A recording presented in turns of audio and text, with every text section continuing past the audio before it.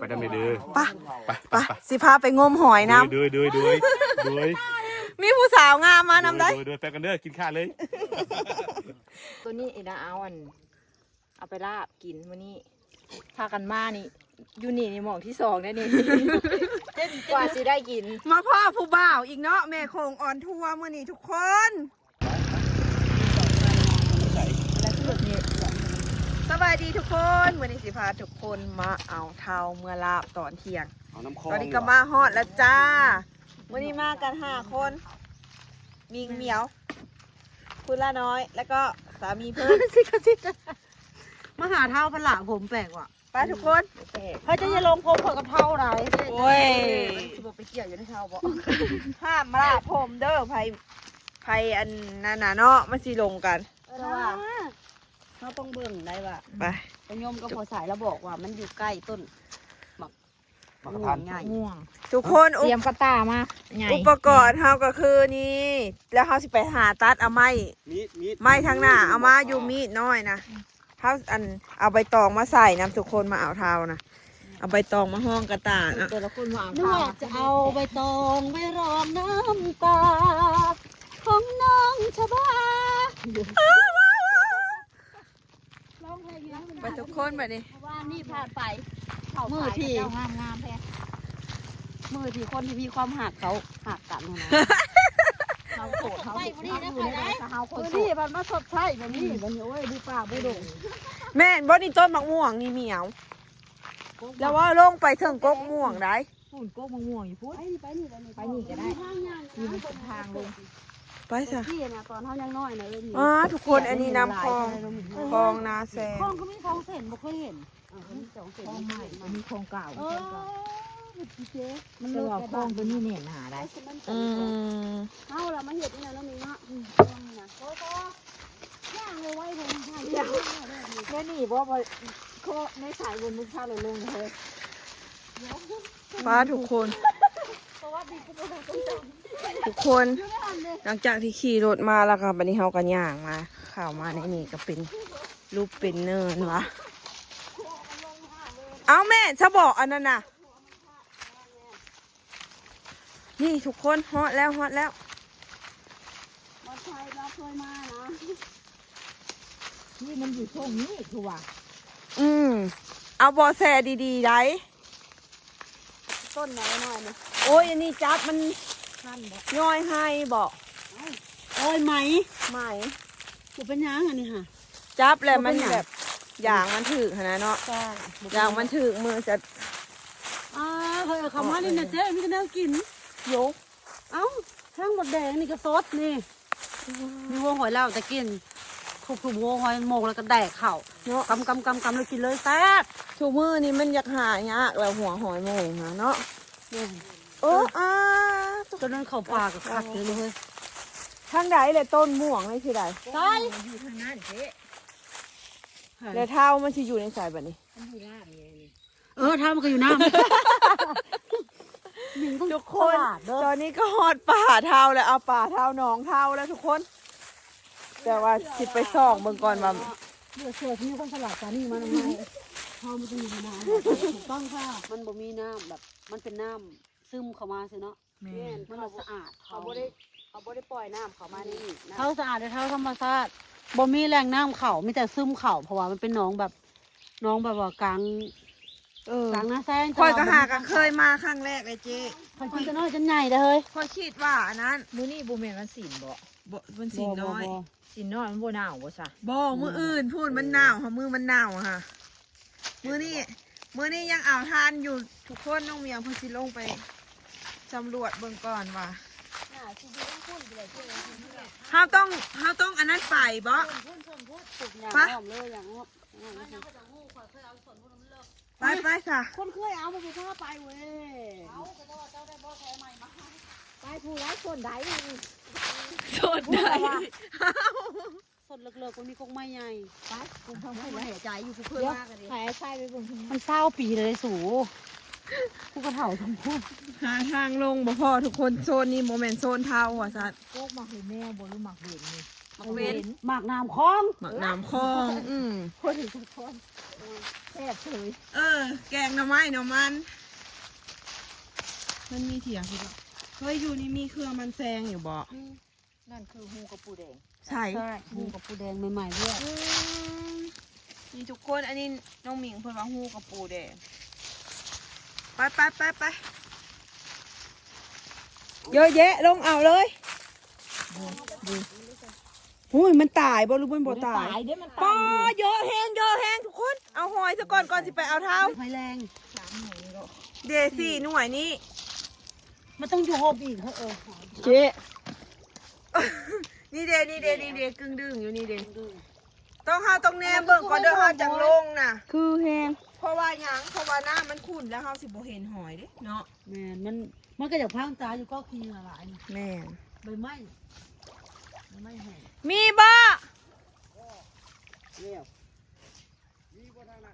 ยังค่ะนะฮอดจุดมัน เขาจะพาไปจังได๋ค่ะบ่เคย เออ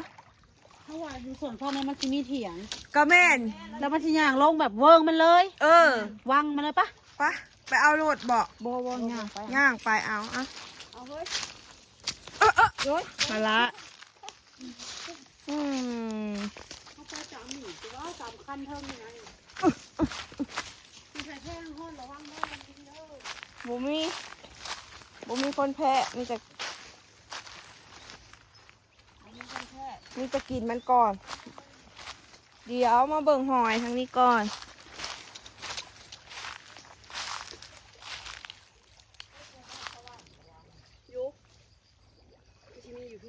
เบิ่งนุ่มเหมียวทางน่ะ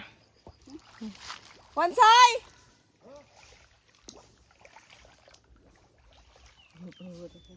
เฮาบ่เคยมาเฮาคิดว่ามันบ่เป็นหนองเหมียวคิดว่ามันบ่เป็นหนอง มันเป็นเวิงแบบนี้แหละเจ๊ อืมนี่เนาะหนองพังดู น้องเพิ่งดูน้องที่น้ำใสสะอาดมันสดออกมาอีก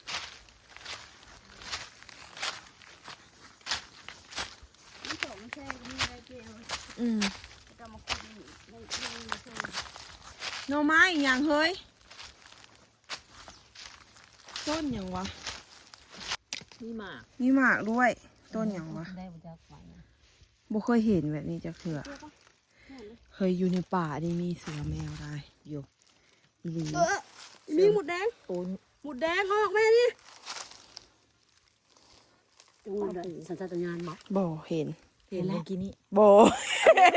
เห็นตั้งแต่ยามนั้นมันแหลนเข้ามาในนี้แหละ ตอนเฮาลงมาอันนั้นอ้าวงูกระปูแดงถ้ามาหลายแท้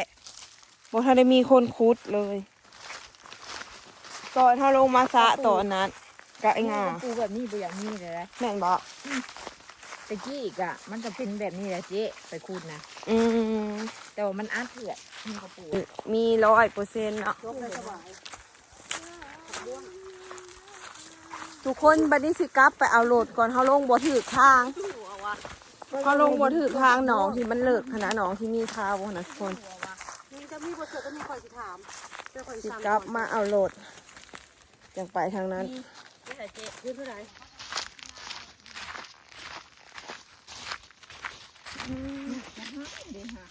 ใช่เด็กเอาใช่โยเราคือบ่ปะมาออกคุณละบอก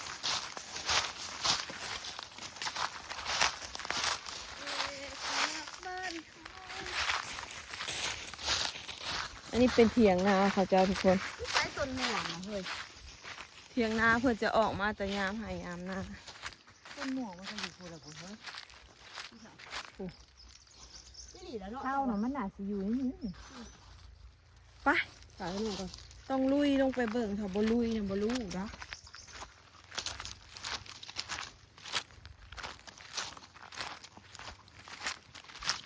เดี๋ยวคืออันพักอันไข่เนาะ แม่น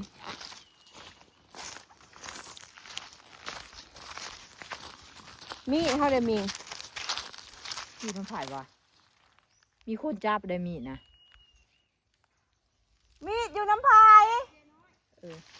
เอามาอยู่บ่เนาะไปทุกคนลงไปหาเลาะเบิ่งอ่ะข้าวก่อนว่าจะมีบ่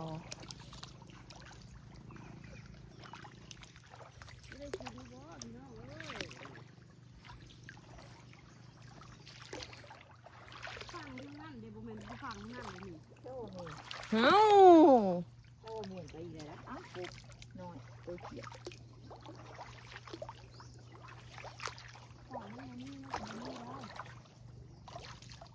นั่นแหละบ่เอาเขาเจ้ามานำภูเขาบ่อนแค่นบ่อนใดมันเกิดมันสิเกิดอยู่หันใดเฮ้ยเอ้ย มาใส่เบ็ดก็ได้เถอะ มีบ่มิงทั้งนะแค่มันมีมันต้องเป็นงูเป็นงูทุกคนลงมาหาเลาะเบิ่งเท้าอยู่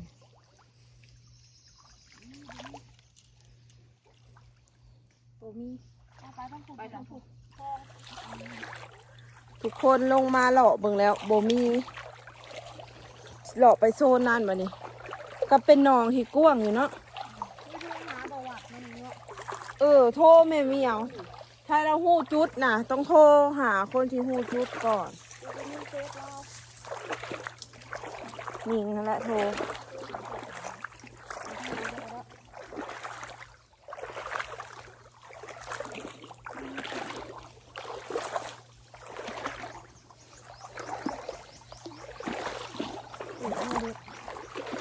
พูนตัวลงทางผู้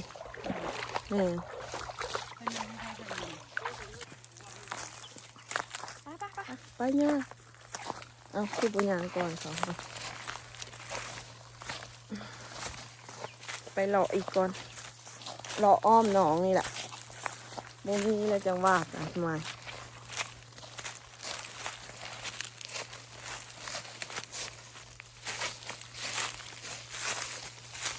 ก็หน่อไม้กันเนาะตายอยู่จ้ะ แซ่บใช่ปะหน่อย หน่อไม้กระสะเนาะหรือว่าหน่อไม้ไผ่เกี้ยงอันนี้เหนียว ใส่เกี้ย หอมหน่อไม้ไผ่เกี้ยง แม่เราหมักมา หา หาอะไรไปแกงอยู่น้ำมันแซ่บกูว่ะ อืม ถูกกว่านะเจ๊ นี่แหละ จะไม่กินเมนูแทนไทยไปเนาะ เดี๋ยวเจ้ากันแทบเดียว หลาดไปอาหารพอดีเลยเนาะทุกคน ก็ต้องใส่ นี่ฟองอันนี้ปลากัดเลยนี่ซ่อนเอาก็ได้แล้วเลย เปลี่ยนแผนทุกคนไป เปลี่ยนแผนทุกคนน้องนี่บ่มีเท้า น้องใหม่ หล่ออ้อมน้องแล้วบ่มีเท้าจักดีเลยสิไปเอาน้องใหม่ก่อนแนวใดมื้อนี้ก็ต้องได้กินเนาะ ลงเพื่อนเลยใช่ แม่ เพื่อนแล้วเมื่อจะโตมันจะเป็นไรครับ ต้องไปหาอ้าว พูดว่าอันนี้เนาะเอามาหากินกับทุกอย่าง ออกนี่เลยนี่ ออกนี้ ออกนี่แล้วก็ย่างเอาเนี่ย ออกหมอเก่าแล้วก็ทอดค่ะ ไปซะ บัได้จ้ะได้ไข่หมูแดงครับไข่หมูแดงห้างหมูแดงห้างตีเตี้ยหนึ่งบนเขาไปเกี่ยวข้าว เกี่ยวข้าวขาย เกี่ยวข้าวนั่นเหนียวเลยก๋วยเตี๋ยวเลย ช่วงอีกอะ เยอะก็ปาก อันนั่งเหนียวเหรอวะ นางเหนียวก๋วยเตี๋ยวต้องว่ามันไข่แล้วนะ ค่ะอยากตื้อได้เห็นอันเจนกซื้อมาตะบันบุ่งเศร้านี่ เราไปมันบุ่งบ่ กับเจน ต อะไร ลาดบ้านบุ่ง เราไปคูเมอยู่แล้ว ไปอยู่หักไม่ตื่นบ่ทันบ่ได้แมันตื่นสายแล้วตลาดเขาจะมันเช่าเกิน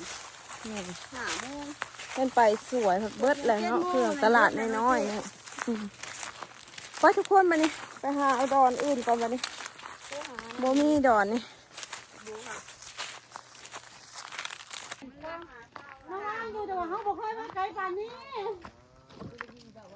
สบายดีสบายดีอันนี้ไปใส่กันนั่นนี่เนี่ย สบายดี มาหอยบอกโอ้เขาก็หอยเนาะน้ำแม่น้ำแม่ ได้แล้วหอยพอดี3 หน่วย โอ้สาววันนี้หอยใหญ่เนาะหอยมาดีนะนี่น้อง เขาได้เด็ดเดียวเขาน่ะ โอ้โดย สวัสดี สบายดี เขาได้เด็ดเดียวได้หน่วยเดียว ปลาได้คนพร้อมพี่น้องครับ ในทงบ้านเฮา นี่เนี่ยทำหน้าที่ ต้องสบายหรือบ่เบา มันตำรวจเบิ่งว่ามันแบบใด นั่งลงเลยข่าวนั่งลงเลย มากินข้าวกันดิ เอาเยอะให้อยากกินแต่น้ำมาแหละอยากกระยากไปตนตัวเอง ส ดิ บายดีผู้สาวบ้านหนึ่งนอนี่นาวางใหญ่เนาะนาวางทงเนาะ ข่าวว่าสาวบ้านนาวาเป็นคนละใจบ่ แม่ แม่น ทักเดียวจะเดียวเนาะ สาวน้ำว่างค่ะเดียวใจเดียวเด้อ ผู้สาวปิ้งเป็ดสุกินมานี่ ผมไม่คงออนทัวร์ครับ ไม่คอนทัวร์ สบายดี สบายดี หวยบ้านเจ้าใหญ่เนาะหอมมาฮ หอ อ ม ด ที่สุดเลย มาฮอดหนองปลาดุกกับมายังมาเห็นเนาะ ดูเข้าใจเด้อเข้าใจเด้อเข้าใจเด้อเข้าใจเด้อพูดอันใหญ่อยู่เรื่องกูคนเดินทางนะฮะ โอ้ไอเอ๊น้องเอาหอยมาให้นี่ เอาหอยมาต้อน แซ่บได้หน่วยใหญ่ๆได้หอยบ้านนาวางน่ะ บตึกบตักเลยบ่คือลูกซ่าน ขนาดเอาหอยมาให้ฮอดอยู่เทิงเถียงก็ยัง เตาหอยมันรอเนาะโอ้ย จะมาเบิ่งดูนี่หอยบ้านนาวางหอยใหญ่ได้ หอยใหญ่เต็งตึง ใหญ่สดพร้อมด้วยนี่อ้ายนี่เจ้าเห็นบ่นี่ปากมันยังอ้าอยู่นี่นี่เห็นบ่เห็นบ่ มันจะหูเป็นเวลา เข้าใจเด้อ ไปเฮ้ย เอาเบียร์บ่เอาเบียร์บ่เอาเบียร์บ่ เอาไปเอาเท่ากี่แสง เบิ่งมือกล้อง1 2 น้องนี่แหละบ่ไอ้โบ ไปไอโบไป โอ้สิกินข้าว ลูก กินปลา พาไปก่อน บ่บอกว่าปลา อย่างลงไปรถมันมีเบิดตัวน้องนี่นะ กินข้าว มันอยู่ในน้องนี่นะ บอแล้วมันสิไปหูจุนมันกับพาไป มันอยู่สนนั่นแหละสนนะสนตอนนี้ตกสนมียัง เขาสิว่าอันนี้กับเขาแนะนำมาสมมติจะมาเอาไปเป็นหอมนะ นี่แหละผู้บ่าวมาพ่อคนงามนี่ก็สิประมาณนี้แหละ เจ้า ผู้นั้นได้เฮ้ยผู้นั้นได้ เจ้าเป็นหน้าแท้ของซื้อด้วยเดี๋ยวเจ้าต้องไปถ่ายข่อย ไปมิงลุยก็ลุยไปรถอันทุกคนนี่มิวมาหาตามหาเบากบอยู่หนองปลาดุก มาเจอแม่คงออนทัวร์บ่ส แต่ บา ว่าย ดี มาพ่อเบ้าอันแม่คงออนทัวร์เนาะโอ้ยพ่อคนดังโดยบังเอิญที่แบบ เข้าใจเด้อที่ชื่อหน้าได้ โดยขอบใจ นี่เลยเขาติดตาม ป้า ถ้ากันไปไสดินนะ ไปเอาเท่าไอ้ ไก่บ่อยู่ไก่บ่ เดนี่เท่าอยู่หนองนี่จ้า ไปดำไปเด้อ ไป้า ไป ป้าสิพาไปงมหอยน้ ด้วย ำมีผู้สาวงามมานำได้ ด้วยไปกันเด้อกินข้าวเลย นี่น้ำมูสาวดิ เมียคนดัง เมีย เอา เบื่ บ่ อ นี่เผื่อ เมื่อนี้สิพาบ่าวคงออนทัวร์ไปเอาเท่ากับสาวๆทุกคน หอยบ้านเจ้าสิบหนีบมือบ่ ไปลองเบิ่งอ้ายจักว่าสิหนีบอยู่มันหน่วยใหญ่ สู้ตาย ผู้ใดจำชื่อหน้าชื่อตาเราคอมเมนต์มาในเด้อทุกคนเด้อ ขอบคุณครับ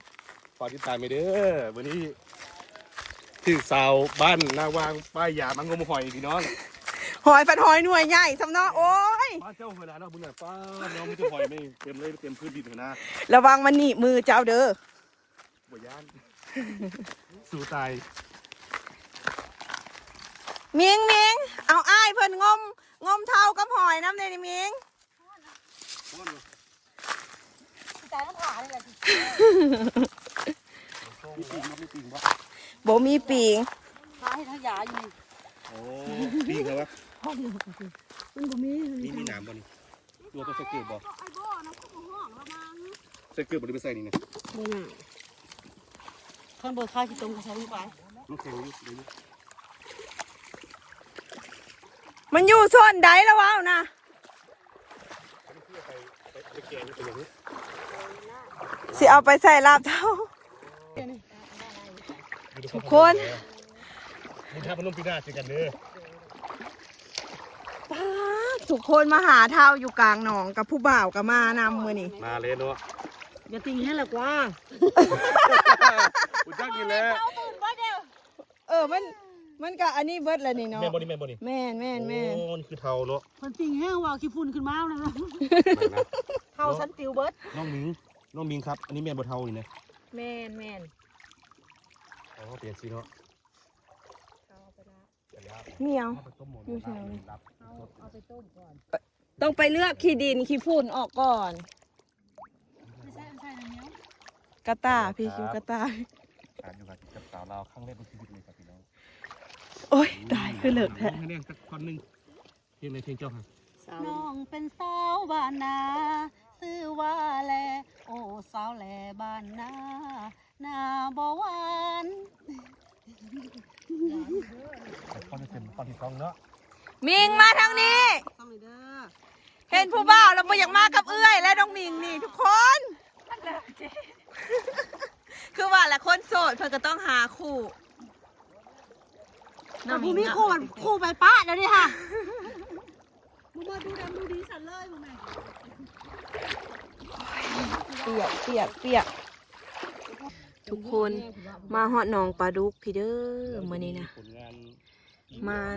มาฮอดพี่แล้วจังได้พ่อเท่าบัดนี้ทุกคนน้องเหมียวเพิ่น น่าจะมีเนาะ อันนั้น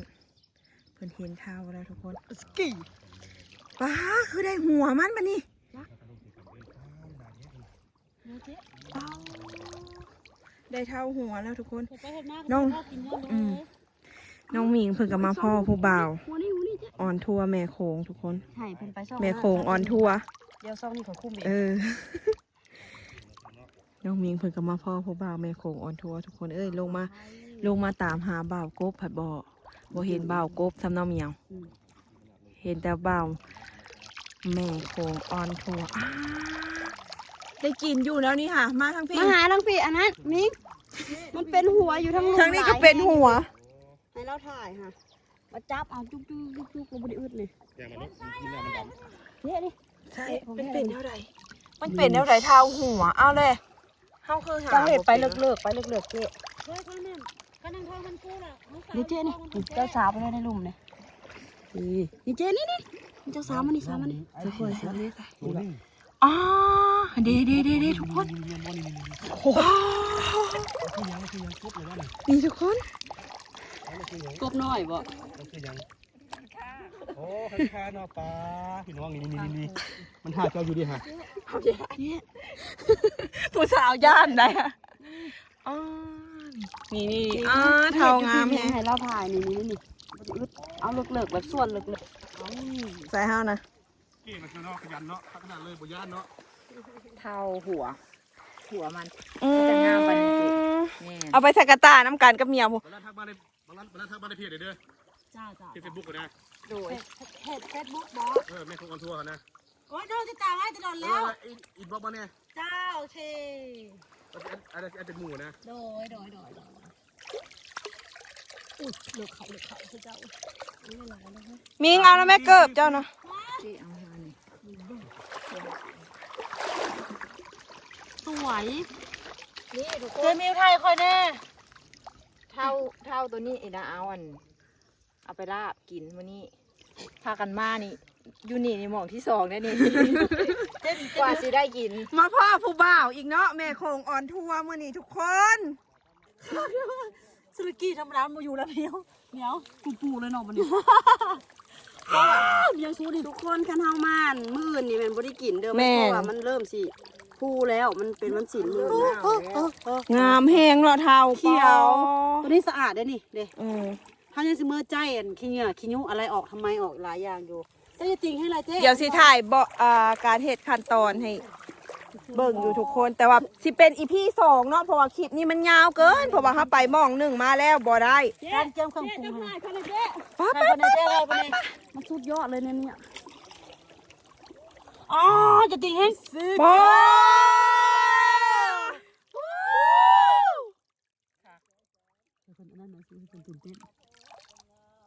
อ๋อเหมียวอยู่ตีนมึงกันนั่นแหละก้อนนี่แหละมันเอาเบิร์ดนะ ป้า เอาไม่เศร้าเนี่ยคนเรา โอ้เฮาเห็นแล้วพูดเฮาเห็นเขียวๆแล้วเฮาสิไปสัมผัสก่อนเท้านู่น เจ๊พอเราสัมผัสก่อนแถวนี้ บ่ทันได้สัมผัสก่อนเท้าจักเถื่อนี่ ขอประมือขอนั่นนะ อ้า หลายว่าบาทนี่